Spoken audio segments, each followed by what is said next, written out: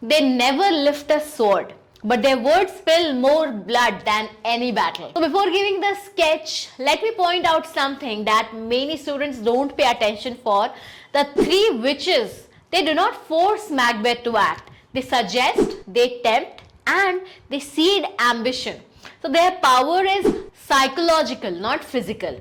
So seeing them only as evil old women, it misses their deeper function in the tragedy. They are mysterious, they are dark, they are supernatural figures who open and shape the world of Macbeth. They speak in riddles and prophecies, appearing and disappearing with weird timing. So they represent the forces of evil, temptation and chaos in the play. So their presence, it immediately sets a mood of fear and tension. The line, fair is foul and foul is fair, it shows how they blur moral boundaries and they twist reality, turning good into bad and bad into good. The witches, they never physically harm anyone. Instead, they influence through words. Their prophecy that Macbeth will become Thane of Cawdor and later the king, they know exactly what Macbeth desires and use it to manipulate him.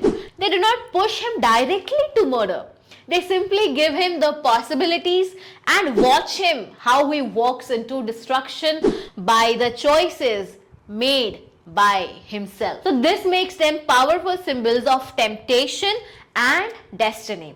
So their role, it continues even after Macbeth becomes king. They give new prophecies that make him overconfident, convincing him that no one can defeat him yet. Their words are tricky, half-truths that lead to false security. By using riddles, visions and apparitions, they show how ambition blinds judgment. The witches enjoy watching chaos unfold, taking pleasure in human downfall.